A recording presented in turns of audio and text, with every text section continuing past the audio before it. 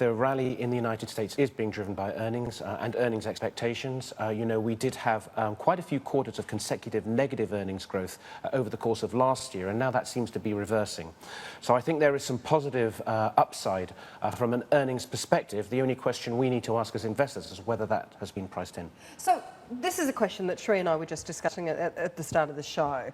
There is a number of big names out there that are saying, look at some of the positioning in the market and look at what the yield curve is telling you, and what it's showing you when you look at even some of the economic data is that we are actually moving towards a slowdown in economic growth. Not necessarily a recession, but a slowdown in economic growth. Yet the equity market is moving steadily higher. I think that's a very good point, and I think that we're all aware economic growth does not transition in a straight line. There are periods of upside, there are periods of stability. I think what we're seeing at the moment, for example, is growth momentum in Europe accelerating and growth momentum in the US decelerating. I think there's still growth, however. And we are seeing soft patches, and that's just absolutely to be anticipated, particularly the first quarter. It tends to be a soft quarter for the States. In the US, I agree, valuations are looking stretched relative to fundamentals, and we at Credit Suisse recently actually went underweight the United States from an overall neutral equity positioning.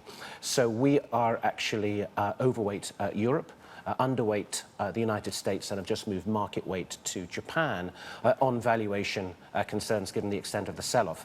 So this sort of rotation within an asset allocation is completely normal and absolutely reflects the fact that there is a waxing and waning in growth momentum and earnings momentum, by the way, within an overall growth upcycle.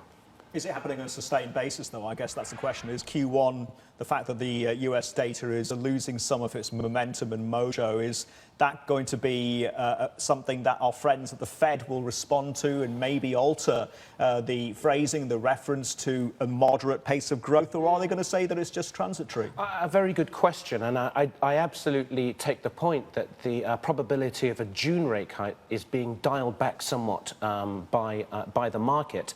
In the FOMC meeting, I think that there won't be a meaningful change in language.